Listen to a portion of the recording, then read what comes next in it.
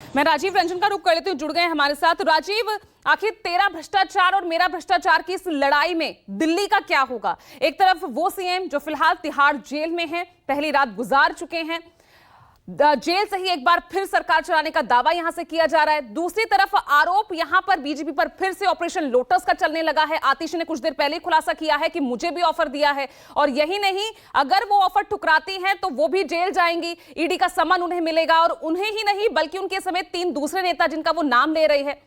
क्या होगा दिल्ली का?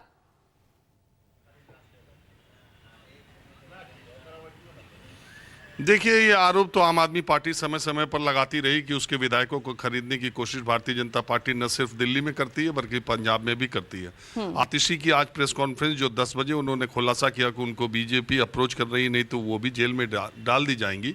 इसकी शुरुआत कल से हुई जब ईडी ने अदालत में ये कहा कि विजय नायर आतिशी और सौरभ भारद्वाज को रिपोर्ट करते थे, केजरीवाल ने ऐसा कहा है और वो गोलमोल जवाब दे रहे हैं। तभी ये पृष्ठभूमि तैयार हो गई थी कि आतिशी और सौरभ भारद्वाज, देखिए दिल्ली शराब घोटाले में सारा गिरफ्तारी और सारा मामला केवल नाम लेने का है, तो जो जिसका नाम ले रहा है समझो वहाँ तक हाथ पहुँच जा रहा है। तो आतिशी ने जब ये बात ईडी ने आतिशी और सौरभ भारद्वाज का, और वैसे भी पीछे 1-1.5 महीनों में भारतीय जनता पार्टी और सरकार पर बहुत आक्रामक ये दोनों थे भी, लेकिन इनका संपर्क कैसे कड़ियाँ जुड़ती हैं और ईडी इन तक कैसे पहुंचती है, आने वाले दिनों में पता चलेगा। लेकिन अभी तो सिर्फ इतना ही है कि केजरीवाल ने कहा है कि आतिशी और सौरभ भारद्वाज को विजय नायर रिपोर्ट करते थे।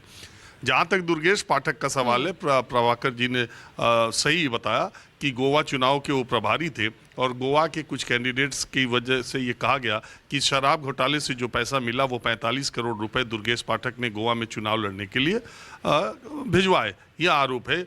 और कुल मिला के मामला ये है कि अगर आप देखें, ये अपने तरह का एक दिल्ली शराब घोटाला भी बड़ा दिलचस्प मामला ये है कि जब सीबीआई ने इसकी जांच, पूरा जो क्रोनोलॉजी है उसकी अगर आप देखें, नवंबर 2021 में ये दिल्ली का शराब आबकारी नीति जो है घोषित हुई, एलजी के साइन से हुई। एलजी ने उसमें कुछ आपत्तियां पहले की थी, उसके बाद एलजी की स्वीकारोक्ति से, उनकी सहमति से, उनके हस्ताक्षर से ये आबकारी नीति लागू हुई।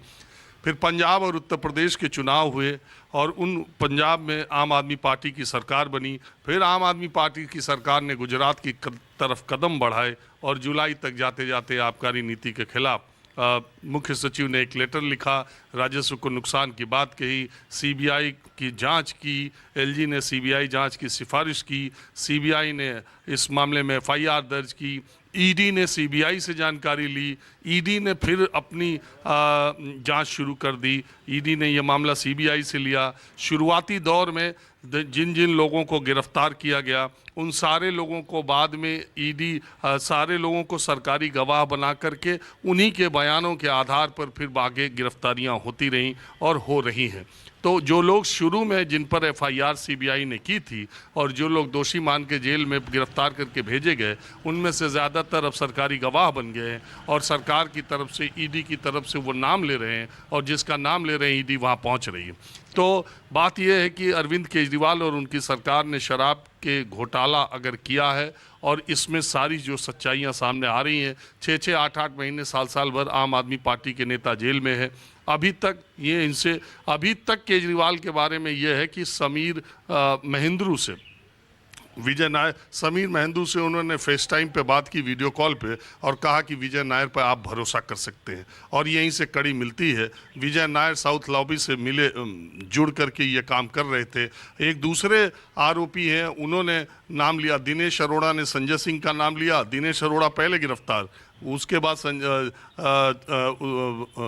सरकारी गवाह बनते हैं, फिर ईडी उनके जो है उनकी जमानत का विरोध नहीं करती है, फिर दिनेश अरोड़ा संजय सिंह का नाम लेते हैं, संजय सिंह भीतर।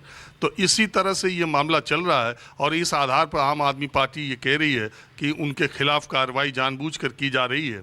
एक तथ्य ये भी है कि 2015 के विधानसभा चुनाव में, 2020 के विधानसभा चुनाव में, 2023 के 22 के दिल्ली के एमसीडी के चुनाव में भारतीय जनता पार्टी को बुरी तरह हराने वाले अरविंद केजरीवाल 2025 के दिल्ली विधानसभा चुनाव से पहले जेल के भीतर है। और अगर ऐसे ही चलता रहा तो 2025 का चुनाव आम आदमी पार्टी के लिए निश्चित तौर पर बहुत मुश्किल होगा। केजरीवाल और उनकी सरकार ने गुनाह किया है तो उन्हें कड़ी से कड़ी सजा मिलनी चाहिए, लेकिन उनको ये कहने का मौका जरूर मिल रहा है कि सारी कार्रवाई विरोधी दलों के खिलाफ है। और चूंकि वो भारतीय जनता पार्टी को लगातार चुनाव में हरा रहे हैं, इसलिए खींच केंद्र सरकार निकाल रही है अपनी एजेंसियों के जरिए। बिल्कुल। और देखिए, आरपी सिंह साहब भी हमारे साथ जुड़ गए हैं, तो चलिए चर्चा की शुरुआत कर रहे हैं। राजनीतिक मेहमान सब जुड़ चुके हैं।